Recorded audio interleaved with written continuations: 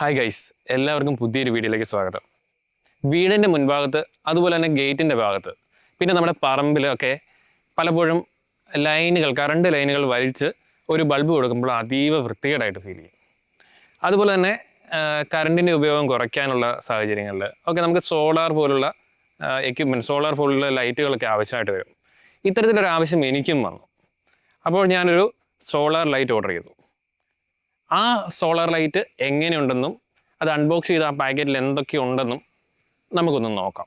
Solar ലൈറ്റുകൾ എത്രത്തോളം വിശ്വസനീയമാണെന്ന് ഉറപ്പില്ലാത്തതുകൊണ്ട് അതിൻ്റെ റിലയബിലിറ്റിയിലുള്ള എൻ്റെ ഡൗട്ട് കാരണം ഞാനൊരു അഫോർഡബിൾ ഓപ്ഷനാണ് ചൂസ് ചെയ്തിരിക്കുന്നത്.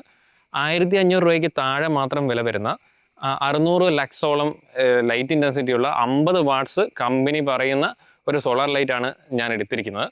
അതിൻ്റെ അകത്ത് തന്നെ 4 വർഷത്തോളം ബാറ്ററി ഗ്യാരണ്ടിയും അതുപോലെ തന്നെ 25 വർഷത്തോളം സോളാർ പാനലിനുള്ള ഗ്യാരണ്ടിയും പറഞ്ഞിട്ടുണ്ട്.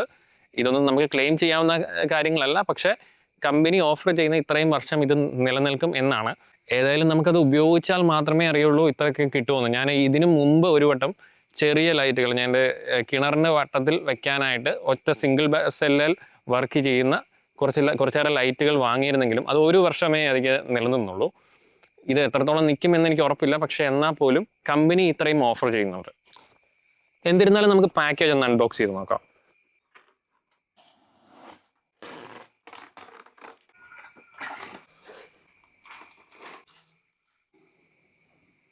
തിരിച്ചോട്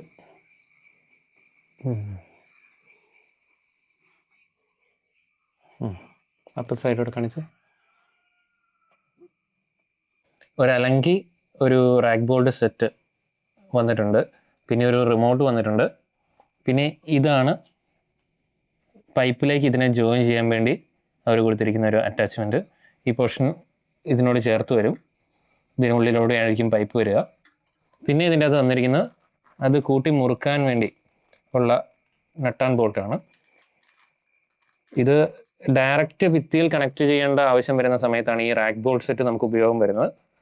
നമ്മുടെ ആവശ്യം ശരിക്കും നമുക്ക് ഒരു പൈപ്പിലേക്കാണ് ഇതിനെ ജോയിൻ ചെയ്ത് നമുക്ക് ഉയരത്തിൽ വെക്കേണ്ട ആവശ്യം വരുന്നത്. അപ്പം നമുക്ക് ഇതും മതിയാവും. ഇത് എക്സ്ട്രാ ആണ്, നമുക്ക് ആവശ്യമുള്ളൊരു സാധനമല്ല. ഓക്കെ, ഇത്രയും കാര്യങ്ങൾ വരുന്നുണ്ട്. കൂടാതെ ഒരു റിമോട്ട് വരുന്നുണ്ട്. റിമോട്ട് ഒരു പ്ലാസ്റ്റിക് ഫീലാണ്, വലിയ കനമൊന്നും ഇല്ലാത്തൊരു റിമോട്ടാണ്. എത്ര കാലം നിൽക്കുമെന്നൊന്നും അറിയില്ല. കൂടാതെ അഫോർഡബിൾ റേഞ്ച് ആണെങ്കിൽ പോലും അത്യാവശ്യം പ്ലാസ്റ്റിക് ഫീൽ ഉണ്ടെങ്കിലും നല്ല ക്വാളിറ്റിയിലാണ് സോളാർ പാനലൊക്കെ വരുന്നത്. അത്യാവശ്യം ക്വാളിറ്റി നമുക്ക് ഫീൽ ചെയ്യുന്നുണ്ട്.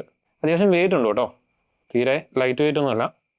മേ ബി മെറ്റൽ പീസിൻ്റെ വെയിറ്റ് കൂടി ആയിരിക്കാം, എങ്കിലും അത്യാവശ്യം നല്ല ക്വാളിറ്റിയിലായിരുന്നു വരുന്നത്. നമുക്കിതൊന്ന് എങ്ങനെയാണ് ഓൺ ചെയ്യുന്നത് നമുക്കൊന്ന് പഠിക്കാം. ഇതിൻ്റെ അത് ബാറ്ററി വരുന്നില്ല, പക്ഷേ നമുക്ക് ബാറ്ററി ഇട്ടൊന്ന് നോക്കണമല്ലോ ഇതെങ്ങനെ വർക്ക് ആവുന്നുണ്ടോയെന്ന്.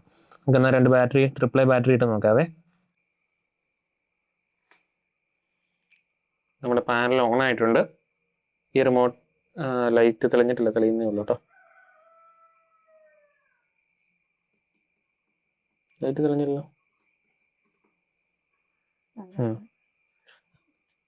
റിമോട്ടിൽ ഓഫ് ആവുന്നുണ്ടോ നോക്കട്ടെ. റിമോട്ടിൽ എടുക്കുന്നുണ്ട്, എങ്ങനെ ഓഫ് ആക്കുന്നേ?